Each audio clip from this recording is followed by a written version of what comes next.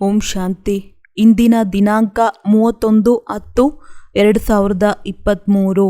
ಮಧುರ ಮಕ್ಕಳೇ, ನೀವೀಗ ಪೂಜಾರಿಯಿಂದ ಪೂಜ್ಯ, ಭಿಕ್ಷುಕರಿಂದ ರಾಜರಾಗುತ್ತಿದ್ದೀರಿ. ಆದ್ದರಿಂದ ನೀವು ಅಪಾರ ಖುಷಿಯಲ್ಲಿರಬೇಕು, ಎಂದೂ ಅಳಬಾರದು. ಪ್ರಶ್ನೆ: ಅವಿನಾಶಿ ಜ್ಞಾನ ರತ್ನಗಳ ಮಳೆಯಿಂದ ಶ್ರೀಮಂತ ಭಾರತವನ್ನಾಗಿ ಮಾಡುವುದಕ್ಕೋಸ್ಕರ ತಂದೆಯು ನಿಮ್ಮನ್ನು ಯಾವ ಮಾತಿನಲ್ಲಿ ತಮ್ಮ ಸಮಾನರನ್ನಾಗಿ ಮಾಡಿಕೊಳ್ಳುತ್ತಾರೆ? ಉತ್ತರ: ಮಕ್ಕಳೇ, ಹೇಗೆ ನಾನು ರೂಪಬಸಂತನಾಗಿದ್ದೇನೆಯೋ ಹಾಗೆಯೇ ನಿಮ್ಮನ್ನು ರೂಪಬಸಂತರನ್ನಾಗಿ ಮಾಡುತ್ತೇನೆ. ಯಾವ ಅವಿನಾಶಿ ಜ್ಞಾನ ರತ್ನಗಳು ನಿಮಗೆ ಸಿಕ್ಕಿವೆಯೋ ಅವನ್ನು ಧಾರಣೆ ಮಾಡಿ ಬಾಯಿಯಿಂದ ದಾನ ಮಾಡಿ. ಇದೇ ಮಹಾದಾನದಿಂದ ಶ್ರೀಮಂತ ಭಾರತವಾಗುವುದು. ಹೇಗೆ ನೀವು ಮಕ್ಕಳು ತಂದೆಯಿಂದ ಆಸ್ತಿಯನ್ನು ತೆಗೆದುಕೊಳ್ಳುತ್ತಿದ್ದೀರೋ ಹಾಗೆ ಅನ್ಯರಿಗೂ ಕೊಡಿ. ಎಲ್ಲರಿಗೆ ಮಾರ್ಗವನ್ನು ತಿಳಿಸುವುದು ಸುಖದಾಯಿಯಾಗುವುದೇ ನಿಮ್ಮ ಕರ್ತವ್ಯವಾಗಿದೆ. ಗೀತೆ: ನ್ಯಾಯದ ಮಾರ್ಗದಲ್ಲಿ. ಓಂ ಶಾಂತಿ. ಈ ಗೀತೆಯು ಕಾಂಗ್ರೆಸ್ಸಿನವರಿಗೂ ಹೋಲುತ್ತದೆ, ನೀವು ಮಕ್ಕಳಿಗೂ ಹೋಲುತ್ತದೆ, ಏಕೆಂದರೆ ಅವರೂ ಸಹ ಸಹನೆ ಮಾಡಿ ಆಂಗ್ಲರಿಂದ ಭಾರತವನ್ನು ಮುಕ್ತಗೊಳಿಸಿದರು.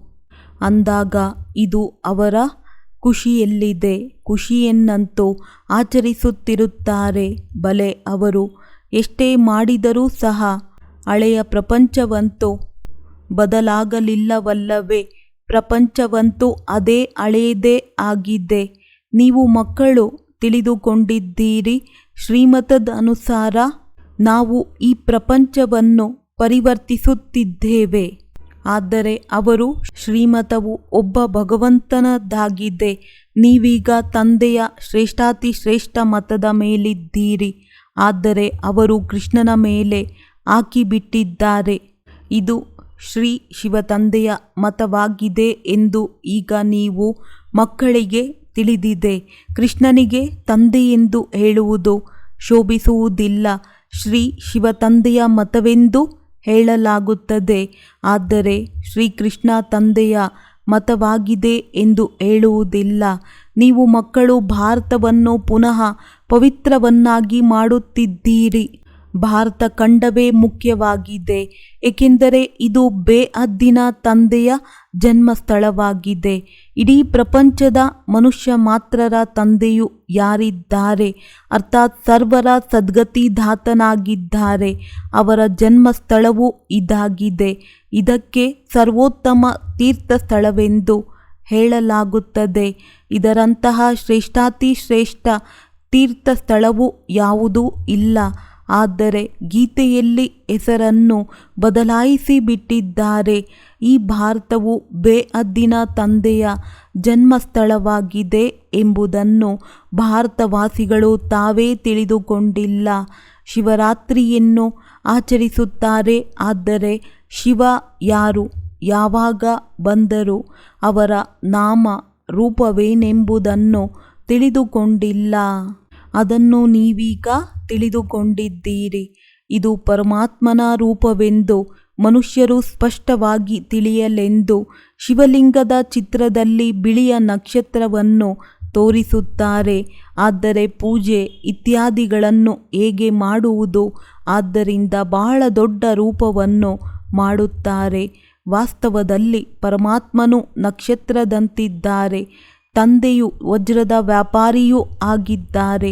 ತಂದೆಗೆ ಗೊತ್ತಿದೆ, ಒಂದು ಕಲ್ಲು ಈ ರೀತಿ ಇರುತ್ತದೆ, ಅದನ್ನು ಸ್ಟಾರ್, ರೂಬಿ, ಮಾಣಿಕ್ಯ, ನೀಲಂ ಇತ್ಯಾದಿಯಾಗಿ ಹೇಳುತ್ತಾರೆ. ಅದು ಬಹಳ ಅತ್ಯಮೂಲ್ಯವಾಗಿರುತ್ತವೆ. ಪತ್ರಿಕೆಯಲ್ಲಿಯೂ ಬಂದಿತು, ಎಲ್ಲದಕ್ಕಿಂತ ದೊಡ್ಡ ವಜ್ರವು ಇಂಥವರಿಂದ ಕಳವು ಆಗಿದೆ ಎಂದು. ಅಂದಾಗ ಈ ಶಿವಲಿಂಗವು ಕೆಂಪು ಬಣ್ಣದಲ್ಲಿ, ಅದರ ನಡುವೆ ಬಿಳಿಯ ನಕ್ಷತ್ರವಿದೆ. ಸ್ಟಾರ್ಲೈಟ್ ಇದನ್ನು ತಿಳಿಸುವುದರಲ್ಲಿ ಬಹಳ ಸಹಜವಾಗುವುದು. ನಕ್ಷತ್ರವು ಬಿಳಿಯ ಬಣ್ಣದ್ದಾಗಿರುತ್ತವೆ. ಆತ್ಮವೂ ಸಹ ಬಿಳಿಯ ಬಣ್ಣದಲ್ಲಿಯೇ ಸಾಕ್ಷಾತ್ಕಾರವಾಗುತ್ತದೆ. ವಸ್ತುವಂತೂ ಇದೇ ಆಗಿದೆ. ಕೇವಲ ನಕ್ಷತ್ರದ ರೂಪದಲ್ಲಿ ಇಡಬೇಕಾಗಿದೆ. ಮತ್ತೇನನ್ನೂ ಬರೆಯುವ ಅವಶ್ಯಕತೆ ಇಲ್ಲ. ಇದನ್ನು ತಿಳಿಸಲು ಬಹಳ ಸಹಜವಾಗುವುದು. ಕೆಳಗಡೆ ಈ ಬರವಣಿಗೆಯೂ ಇರಬೇಕು. ಸ್ವರ್ಗದ ರಾಜ್ಯಭಾಗ್ಯವು ತಮ್ಮ ಜನ್ಮಸಿದ್ಧ ಅಧಿಕಾರವಾಗಿದೆ, ಏಕೆಂದರೆ ಇವರು ಸ್ವರ್ಗದ ರಚಯಿತನಾಗಿದ್ದಾರೆ. ಅಂದ ಮೇಲೆ ಸ್ಟಾರ್ ಲೈಟನ್ನು ಹಾಕಬೇಕಾಗಿದೆ. ಈಗ ತಂದೆಯು ಆದೇಶ ನೀಡುತ್ತಿದ್ದಾರೆ ಅಂದಾಗ ತಕ್ಷಣ ಆ ಕೆಲಸ ಮಾಡಿಬಿಡಬೇಕು. ಇಂತಹ ಕಲ್ಲುಗಳು ಇರುತ್ತವೆ. ಅದರಲ್ಲೂ ನಕ್ಷತ್ರವು ಬಹಳ ಸುಂದರವಾಗಿ ಕಾಣಿಸುತ್ತದೆ. ಅದಕ್ಕೆ ಬಹಳ ಬೆಲೆ ಇದೆ. ಸತ್ಯಯುಗದಲ್ಲಂತೂ ಈ ವಸ್ತುಗಳಿಗೆ ಬೆಲೆ ಇರುವುದಿಲ್ಲ. ಅಲ್ಲಿ ಈ ವಜ್ರಗಳನ್ನು ಕಲ್ಲಿನ ಸಮಾನ ಮೆಹಲುಗಳಲ್ಲಿ ಹಾಕುತ್ತಿರುತ್ತಾರೆ. ಈ ಜಗತ್ತು ಈಗ ಪರಿವರ್ತನೆಯಾಗುತ್ತಿದೆ. ನಾವು ಸ್ವರ್ಗದ ಮಾಲೀಕರಾಗಲು ತಂದೆಯಿಂದ ಆಸ್ತಿ ಪಡೆಯುತ್ತಿದ್ದೇವೆ, ಓದುತ್ತಿದ್ದೇವೆ ಎಂಬುದು ನಿಮಗೆ ಗೊತ್ತಿದೆ. ಯಾರೆಷ್ಟು ಓದುತ್ತಾರೆಯೋ ಅಷ್ಟು ಉತ್ತಮ ಪದವಿಯನ್ನು ಪಡೆಯುತ್ತಾರೆ. ಓದಬೇಕು ಮತ್ತು ಓದಿಸಬೇಕು, ಅರ್ಥಾತ್ ತಮ್ಮ ಸಮಾನ ಮಾಡಬೇಕು. ಆಗಲೇ ಉತ್ತಮ ಪದವಿಯನ್ನು ಪಡೆಯಲು ಸಾಧ್ಯ. ನಾವು ಬ್ರಾಹ್ಮಣರಾಗಿದ್ದೇವೆ. ನಾವು ಸತ್ಯ ಯಾತ್ರೆಯನ್ನು ಕಲಿಸಬೇಕು. ಪ್ರತಿಯೊಬ್ಬರಿಗೂ ತಂದೆಯ ಪರಿಚಯವನ್ನು ಕೊಡಬೇಕು. ಯಾವುದೇ ಮನುಷ್ಯರು ತಂದೆಯನ್ನು ತಿಳಿದುಕೊಂಡಿಲ್ಲ. ತಂದೆಯಂತೂ ಒಬ್ಬರೇ ಆಗಿದ್ದಾರೆ. ಉಳಿದವರೆಲ್ಲರಿಗೂ ತಮ್ಮ ತಮ್ಮ ಪಾತ್ರ ಸಿಕ್ಕಿದೆ. ಒಬ್ಬರ ಪಾತ್ರವು ಇನ್ನೊಬ್ಬರಿಗೆ ಸಿಗುವುದಿಲ್ಲ. ಆತ್ಮ ಅವಿನಾಶಿಯಾಗಿದೆ. ಅದರ ರೂಪದಲ್ಲಿ ಯಾವುದೇ ವ್ಯತ್ಯಾಸವಿರುವುದಿಲ್ಲ. ಶರೀರದಲ್ಲಿ ವ್ಯತ್ಯಾಸವಿದೆ ಹಾಗೂ ಪ್ರತಿಯೊಬ್ಬರ ಪಾತ್ರದಲ್ಲಿ ವ್ಯತ್ಯಾಸವಿದೆ. ಪ್ರತಿಯೊಂದು ಆತ್ಮ ಯಾವುದು ಬೆಳಕಿನ ನಕ್ಷತ್ರವಾಗಿದೆ, ಅದರಲ್ಲಿ ಅವಿನಾಶಿ ಪಾತ್ರ ತುಂಬಿದೆ.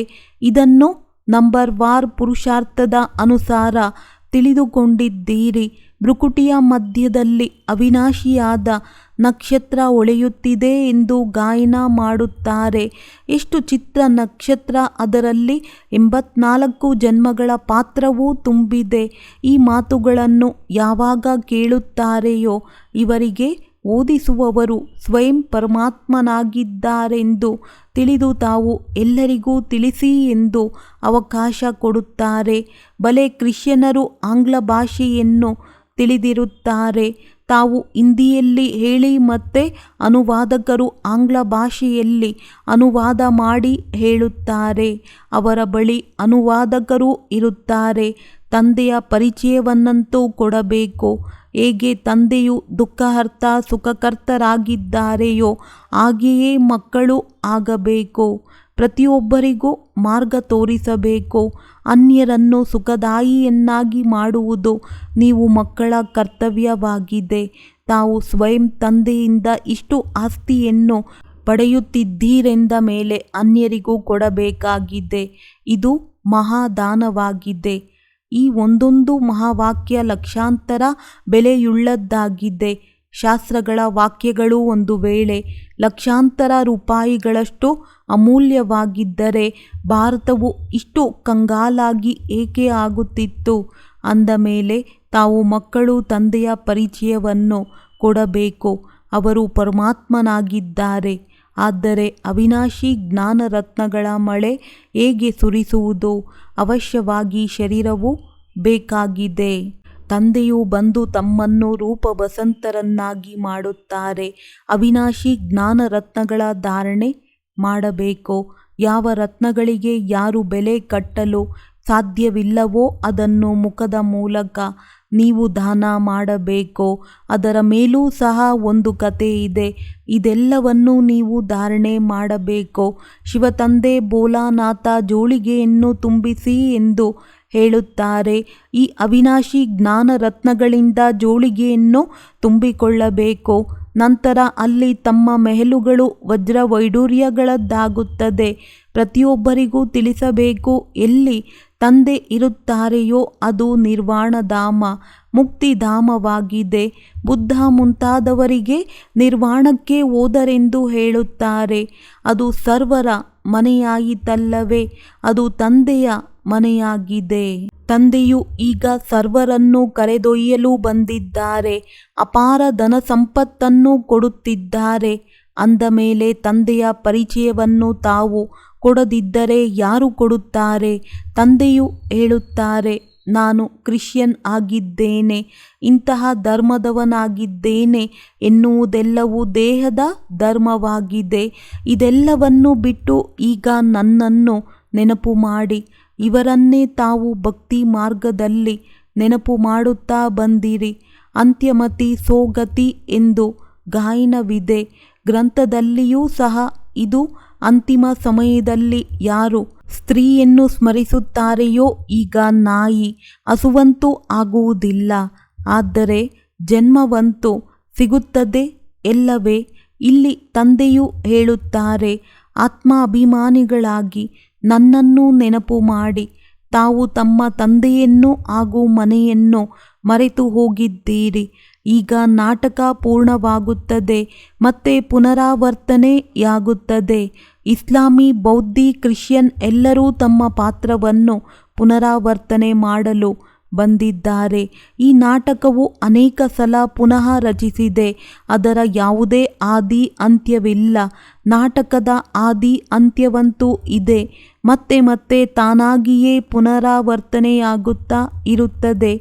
ಈ ಮಾತುಗಳು ಯಾರಿಗೆ ಅರ್ಥವಾಗಿದೆಯೋ ಅವರು ಅನ್ಯರಿಗೂ ತಂದೆಯನ್ನು ತಿಳಿದುಕೊಳ್ಳಿ ಎಂದು ಹೇಳಬೇಕು. ತಂದೆಯನ್ನು ತಿಳಿಯದೇ ಇರುವ ಕಾರಣ ಮನುಷ್ಯರು ಅನಾಥರಾಗಿದ್ದಾರೆ. ಈಗ ಯುದ್ಧ ಮಾಡಬೇಡಿ ಎಂದು ಪೋಪ್ ಬಂದು ಹೇಳಿದರೂ ಸಹ ಒಪ್ಪಿಕೊಳ್ಳುವುದಿಲ್ಲ. ಕ್ರಿಶ್ಚಿಯನ್ನರ ದೊಡ್ಡವರು ಪೋಪ್ ಆಗಿದ್ದಾರೆ, ಸರ್ವರ ಗುರುವಾಗಿದ್ದಾರೆ. ಅಂದ ಮೇಲೆ ಗುರುವಿನ ಮತದಂತೆ ಏಕೆ ನಡೆಯುವುದಿಲ್ಲ? ಇವರು ಯಾರದೇ ಮಾತನ್ನು ಒಪ್ಪಿಕೊಳ್ಳುವವರಲ್ಲ. ತಂದೆಯೇ ಬಂದು ಮತವನ್ನು ಕೊಡುತ್ತಾರೆಂದ ಮೇಲೆ ಎಲ್ಲರಿಗೂ ತಿಳಿಸಬೇಕು. ನಿಧಾನವಾಗಿ ಎಲ್ಲ ಧರ್ಮದವರು ಅರ್ಥ ಮಾಡಿಕೊಳ್ಳುತ್ತಾರೆ. ಮೊದಲು ತಾವು ಕೇವಲ ಸ್ವಲ್ಪ ಸಿಂಧಿಗಳು ಮಾತ್ರ ಇದ್ದೀರಿ, ಈಗ ಎಲ್ಲರೂ ಬರಲಾರಂಭಿಸಿದ್ದಾರೆ.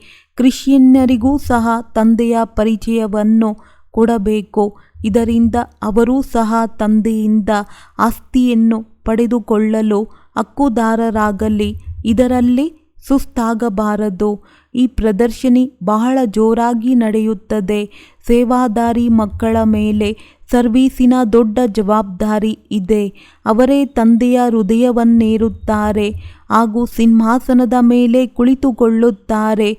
ಮಹಾದಾನಿಗಳಾಗಬೇಕು ಹಾಗೂ ತಂದೆಯನ್ನು ನೆನಪು ಮಾಡಬೇಕು. ಅವರು ಇನ್ನೊಂದು ಜನ್ಮಕ್ಕೆ ಇನ್ಶೂರ್ ಮಾಡುತ್ತಾರೆ. ಈಶ್ವರಾರ್ಥವಾಗಿ ಅಥವಾ ಕೃಷ್ಣನ ಹೆಸರಿನಲ್ಲಿ ದಾನ ಮಾಡುತ್ತಾರೆ. ವಾಸ್ತವದಲ್ಲಿ ಕೃಷ್ಣ ಸಾಹುಕಾರ ದಾನ ಪಡೆದಿದ್ದಾರೆ. ಅಂದ ಮೇಲೆ ಕೃಷ್ಣನೂ ತಂದೆಯಿಂದ ಆಸ್ತಿಯನ್ನು ಪಡೆದಿದ್ದಾರೆ. ಸ್ವರ್ಗದ ರಾಜಕುಮಾರನಾದ ಅಂದ ಮೇಲೆ ಸ್ವರ್ಗ ಸ್ಥಾಪನೆ ಮಾಡುವವರಿಂದ ಆಸ್ತಿಯನ್ನು ಪಡೆದಿದ್ದಾರಲ್ಲವೇ? ಆದರೆ ಹೇಗೆ ಪಡೆದರು? ಇದು ಯಾರ ಬುದ್ಧಿಯಲ್ಲಿ ಕುಳಿತುಕೊಳ್ಳುವುದಿಲ್ಲ. ತಂದೆಯೇ ಕೃಷ್ಣನಿಗೆ ಆಸ್ತಿಯನ್ನು ನೀಡಿದ್ದು. ಆಸ್ತಿಗೆ ದಾನವೆಂದು ಹೇಳುವುದು ಕನ್ಯಾದಾನವನ್ನು ಮಾಡುತ್ತಾರಲ್ಲವೇ? ಈಗ ತಂದೆಯು ಹೇಳುತ್ತಾರೆ, ನಾನು ನಿಮಗೆ ಅವಿನಾಶಿ ಜ್ಞಾನರತ್ನಗಳ ದಾನ ಮಾಡಲು ಬಂದಿದ್ದೇನೆ. ಇದಕ್ಕಾಗಿ ವ್ಯವಸ್ಥೆಯನ್ನು ಮಾಡಬೇಕಾಗುತ್ತದೆ. ಬಲೆ ಖರ್ಚಾಗಲಿ ಪರವಾಗಿಲ್ಲ. ನಮ್ಮ ಬಳಿ ಮಕ್ಕಳಂತೂ ಸಾಕ್ಷಾತ್ಕಾರವನ್ನು ಮಾಡಿದ್ದಾರೆ. ಇಬ್ರಾಹಿಂ, ಬುದ್ಧ, ಕ್ರಿಸ್ತ ದೊಡ್ಡವರೆಲ್ಲರೂ ಅಂತಿಮದಲ್ಲಿ ಬರುತ್ತಾರೆ. ಖಂಡಿತ ಕೇಳುತ್ತಾರೆ. ಆಗ ತಾನೇ ಪದವಿ ಪಡೆಯುತ್ತಾರಲ್ಲವೇ? ಮಕ್ಕಳಿಗೆ ಖುಷಿಯಾಗಬೇಕು. ಭಾರತದ ಜೊತೆ ಕ್ರಿಶ್ಚಿಯನ್ ಸಂಬಂಧವು ಬಹಳ ಇದೆ. ರಾಜ್ಯಭಾಗ್ಯವನ್ನು ತೆಗೆದುಕೊಂಡರು, ಮತ್ತೆ ಹಿಂತಿರುಗಿಸುತ್ತಿದ್ದಾರೆ. ಅವರು ಭಾರತವನ್ನು ಬಹಳ ಸಂಭಾಲನೆ ಮಾಡಬೇಕು. ಒಂದು ವೇಳೆ ಭಾರತವನ್ನು ಯಾರಾದರೂ ಯುದ್ಧ ಮಾಡಲು ಬಂದರೆ ಎಲ್ಲ ಹಣವೂ ಸಮಾಪ್ತಿಯಾಗುತ್ತದೆ. ಭಾರತದವರು ಹಣವನ್ನು ಬಹಳ ಕೊಟ್ಟಿದ್ದಾರೆ. ಆದ್ದರಿಂದ ಎಲ್ಲ ಕಡೆಯಿಂದಲೂ ರಕ್ಷಿಸಲು ಪ್ರಯತ್ನ ಪಡುತ್ತಾರೆ. ಇವರಿಗೆ ಅವಶ್ಯವಾಗಿ ಸಹಯೋಗವೂ ಬೇಕು ಮತ್ತು ಅದಕ್ಕಾಗಿ ಸಂಭಾಲನೆಯೂ ಮಾಡಬೇಕು. ತಂದೆಗೆ ಭಾರತವು ಬಡ ದೇಶವಾಗಿದೆ ಎಂದು ಗೊತ್ತಿದೆ. ಅಲ್ಲಿಂದಲೂ ಸಹಯೋಗವನ್ನು ಕೊಡಿಸುತ್ತಾರೆ ಹಾಗೂ ಸ್ವಯಂ ಬಂದು ಸಹಯೋಗ ಕೊಡುತ್ತಿದ್ದಾರೆ. ಅವರು ಈಗ ಸಹಯೋಗ ಕೊಡುತ್ತಿದ್ದಾರೆ. ನಂತರ ಭವಿಷ್ಯಕ್ಕಾಗಿ ತಂದೆಯು ಸಹಯೋಗವನ್ನು ಕೊಡುತ್ತಾರೆ. ಈಗ ಬಹಳ ಚೆನ್ನಾಗಿರುವಂತಹ ಒಂದು ಮಂಟಪವನ್ನು ಮಾಡಿ ಅಲ್ಲಿ ಎಲ್ಲ ಕ್ರಿಶ್ಚಿಯನ್ನರಿಗೂ ನಿಮಂತ್ರಣವನ್ನು ಕೊಡಬೇಕು. ಎಷ್ಟು ಒಳ್ಳೊಳ್ಳೆಯ ಚಿತ್ರಗಳಿವೆ. ಇದರಲ್ಲಿ ಪೂರ್ಣ ಜ್ಞಾನವಿದೆ. ದಿನ ಪ್ರತಿದಿನ ಬುದ್ಧಿಯ ಬೀಗವು ತೆರೆಯುತ್ತಾ ಹೋಗುತ್ತದೆ. ನಿಮಗೆ ಗೊತ್ತಿದೆ, ಇಷ್ಟು ಚಿಕ್ಕ ಆತ್ಮದಲ್ಲಿ ಎಷ್ಟು ದೊಡ್ಡ ಪಾತ್ರವೇ ತುಂಬಿದೆ. ವಿಜ್ಞಾನಿಗಳು ಸಹ ಈ ಮಾತಿನ ಮೇಲೆ ಆಶ್ಚರ್ಯ ಪಡುತ್ತಾರೆ. ಯಾರೋ ನಮಗೆ ಪ್ರೇರಣೆ ಕೊಡುತ್ತಿದ್ದಾರೆ ಎಂಬುದನ್ನು ತಿಳಿಯುತ್ತಾರೆ. ವಿನಾಶವಂತೂ ಖಂಡಿತ ಆಗಲೇಬೇಕು. ಇದು ಡ್ರಾಮಾದಲ್ಲಿ ನಿಗದಿಯಾಗಿದೆ. ಶಂಕರನ ಯಾವುದೇ ಮಾತಿಲ್ಲ. ನಿಮಿತ್ತ ಮಾತ್ರವಾಗಿ ಇವರ ಹೆಸರಿಟ್ಟಿದ್ದಾರೆ. ಪ್ರಾಕೃತಿಕ ವಿಕೋಪಗಳಂತೂ ಆಗಲೇಬೇಕು. ಈ ಮಾತುಗಳನ್ನು ಕೇಳುವುದರಿಂದ ಅವರು ಬಹಳ ಖುಷಿ ಪಡುತ್ತಾರೆ. ನಿಮಗೆ ಬಹಳ ಧನ್ಯವಾದಗಳನ್ನು ಹೇಳುತ್ತಾರೆ. ಅನೇಕ ವಿದೇಶಿಯರು ಬರುತ್ತಾರೆ. ನಿಮ್ಮ ಬಳಿಗೆ ಬರುತ್ತಾರೆಂದ ಮೇಲೆ ಅವಶ್ಯವಾಗಿ ದಾನ ಮಾಡಬೇಕು. ಈ ಸಮಯದಲ್ಲಿ ಎಲ್ಲರೂ ಅನಾಥರು, ಕಂಗಾಲರಾಗಿದ್ದಾರೆ. ಇಡೀ ಜಗತ್ತು ಅನಾಥವಾಗಿದೆ. ಏಕೆಂದರೆ ಮಾತಾಪಿತರ ಪರಿಚಯವಿಲ್ಲ. ತಾವು ವಿಶ್ವದ ಮಾಲೀಕರಾಗುತ್ತೀರಿ ಅಂದ ಮೇಲೆ ಮಕ್ಕಳಿಗೆ ಸರ್ವೀಸಿನ ನಶೆ ಇರಬೇಕು. ಎಲ್ಲ ಆತ್ಮಗಳನ್ನು ಕರೆದೊಯ್ಯಲು ತಂದೆಯು ಬಂದಿದ್ದಾರೆ. ಆದ್ದರಿಂದ ಬಂದು ತಿಳಿದುಕೊಳ್ಳಿ ಎಂದು ಪತ್ರ ಬರೆಯಿರಿ. ಖಂಡಿತ ಈಗ ನಾಟಕವು ಪೂರ್ಣವಾಯಿತು. ತಂದೆಯು ಕರೆದೊಯ್ಯಲು ಬಂದಿದ್ದಾರೆ. ನಂತರ ಆತ್ಮವೂ ಖುಷಿಯಾಗುತ್ತದೆ. ಅರ್ಧಕಲ್ಪ ಪೂಜಾರಿಗಳಾಗಿ ತಂದೆಯನ್ನು ನೆನಪು ಮಾಡಿದೆವು. ಈಗ ಮತ್ತೆ ಪೂಜ್ಯರಾಗಬೇಕಾಗಿದೆ ಅಂದ ಮೇಲೆ ಎಷ್ಟೊಂದು ಖುಷಿಯಾಗಬೇಕು. ಖುಷಿ ಇಲ್ಲದಿರುವುದರಿಂದ ಅಳುತ್ತಿರುತ್ತಾರೆ. ಯಾರು ಅಳುತ್ತಾರೆಯೋ ಅವರು ಕಳೆದುಕೊಳ್ಳುತ್ತಾರೆ. ಅಂತಹ ಸುಖ ಕೊಡುವಂತಹ ತಂದೆಯ ನೆನಪಿನಲ್ಲಿ ಪ್ರೇಮದ ಕಣ್ಣೀರು ಬಂದರೆ ಅದು ಮಾಲೆಯ ಮಣಿಯಾಗುತ್ತದೆ. ತಂದೆಯ ಶ್ರೀಮತದಿಂದ ಶ್ರೇಷ್ಠರಾಗುತ್ತೀರಿ. ಈ ತಂದೆಯು ಹೇಳುತ್ತಾರೆ, ಹೆಜ್ಜೆ ಹೆಜ್ಜೆಯಲ್ಲೂ ತಂದೆಯ ಶ್ರೀಮತದಂತೆ ನಡೆಯಿರಿ. ಶ್ರೀಮತವೇ ಶ್ರೇಷ್ಠ, ಬಹಳ ಶ್ರೇಷ್ಠ ವಿದ್ಯೆಯಾಗಿದೆ. ಯಾತ್ರೆಗಳಿಗೆ ಮನುಷ್ಯರು ಹೋಗುತ್ತಾರೆ. ಬಹಳ ಪರಿಸ್ಥಿತಿಗಳು ಎದುರಿಗೆ ಬರುತ್ತವೆ. ಮೊದಲು ಕಾಲ್ನಡಿಗೆಯಲ್ಲಿ ಹೋಗುತ್ತಿದ್ದರು. ಈಗ ಸರ್ಕಾರವು ಸುಲಭ ಮಾಡಿದೆ ಅಂದ ಮೇಲೆ ತಂದೆಯು ತಿಳಿಸುತ್ತಾರೆ, ಹೆಜ್ಜೆ ಹೆಜ್ಜೆಯಲ್ಲಿ ಶ್ರೀಮತದಂತೆ ನಡೆಯಿರಿ. ಜೋಪಾನವಾಗಿ ಏರಿದರೆ ವೈಕುಂಠದ ಪ್ರಾಪ್ತಿ, ಬಿದ್ದರೆ ಪುಡಿ ಪುಡಿ. ಹೆಜ್ಜೆ ಹೆಜ್ಜೆಯಲ್ಲಿ ಸಲಹೆಯನ್ನು ಪಡೆಯಬೇಕು. ಶಿವಬಾಬಾತೃ ಬ್ರಹ್ಮ ಅಥವಾ ಬ್ರಹ್ಮಕುಮಾರಿ ಎಂದು ಪತ್ರವನ್ನು ಬರೆಯಿರಿ. ಆಗ ಶಿವ ತಂದೆಯ ನೆನಪು ಬರುತ್ತದೆ. ಆದರೆ ಬಹಳ ಮಕ್ಕಳು ಪತ್ರ ಬರೆಯುವುದೇ ಮರೆಯುತ್ತಾರೆ. ಒಂದು ದಿನ ಎಲ್ಲರ ಬುದ್ಧಿಯ ಬೀಗವು ಖಂಡಿತ ತೆರೆಯುತ್ತದೆ. ಮಕ್ಕಳಿಗೆ ಸರ್ವೀಸಿನ ಬಹಳ ಆಸಕ್ತಿ ಬೇಕು. ಬಹಳ ಸರ್ವೀಸ್ ಮಾಡಬೇಕು. ಇದು ಸಹ ಡ್ರಾಮಾದಲ್ಲಿ ನಿಗದಿಯಾಗಿದೆ. ತಾನಾಗಿಯೇ ಖರ್ಚು ಬರುತ್ತದೆ. ಅನಾಯಾಸವಾಗಿಯೇ ಎಲ್ಲವೂ ಆಗುತ್ತಾ ಹೋಗುತ್ತದೆ. ತಂದೆಯು ಹೇಳುತ್ತಾರೆ, ನಿಮಗೆ 3 ಹೆಜ್ಜೆ ಭೂಮಿ ಸಿಗುವುದು ಕಷ್ಟವಾಗಿದೆ. ಆದರೂ ಸಹ ತಾವು ಕಲ್ಪದ ಮೊದಲು ಭಾರತವನ್ನು ಸ್ವರ್ಗವನ್ನಾಗಿ ಮಾಡಿದ್ದೀರಿ. ಒಳ್ಳೆಯದು. ತಂದೆಯು ಬಹಳ ತಿಳಿಸುತ್ತಾರೆ. ಧಾರಣೆಯೂ ಆಗಬೇಕು. ಹೆಚ್ಚು ಊಟ ತಿನ್ನುವುದರಿಂದ ಜೀರ್ಣವಾಗುವುದಿಲ್ಲ.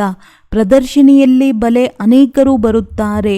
ಆದರೆ ಒಬ್ಬರಿಗೂ ಸಹ ಇವರಿಗೆ ಓದಿಸುತ್ತಿರುವವರು ಅಥವಾ ರಾಜಯೋಗವನ್ನು ಕಲಿಸುತ್ತಿರುವವರು ತಂದೆ ಎಂದು ನಿಶ್ಚಯ ಕುಳಿತುಕೊಳ್ಳುವುದಿಲ್ಲ. ಮೊಟ್ಟ ಮೊದಲು ಈ ನಿಶ್ಚಯವನ್ನು ಕೂರಿಸಬೇಕು. ತಾವು ತಿಳಿಸಬಹುದು, ಇವರು ಪ್ರಜಾಪಿತ ಬ್ರಹ್ಮಕುಮಾರ ಕುಮಾರಿಯರು.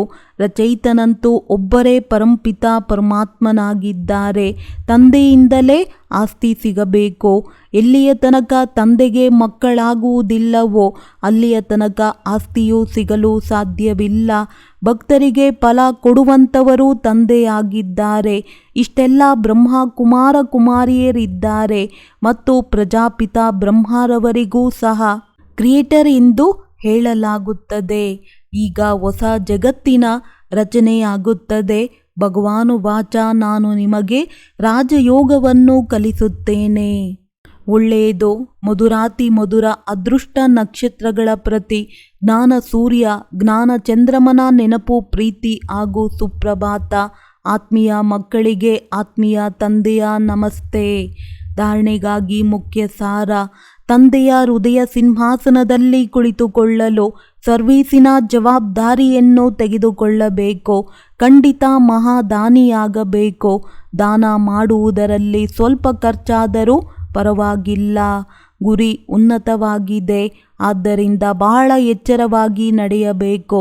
ಹೆಜ್ಜೆ ಹೆಜ್ಜೆಯಲ್ಲಿ ಶ್ರೀಮತವನ್ನು ಪಡೆಯುತ್ತಿರಬೇಕು. ವರದಾನ: ಲಗನ್ನಿನ ಅಗ್ನಿಯಲ್ಲಿ ಎಲ್ಲ ಚಿಂತೆಗಳನ್ನು ಸಮಾಪ್ತಿಗೊಳಿಸುವಂತಹ ನಿಶ್ಚಯ ಬುದ್ಧಿ, ನಿಶ್ಚಿಂತ ಭವ.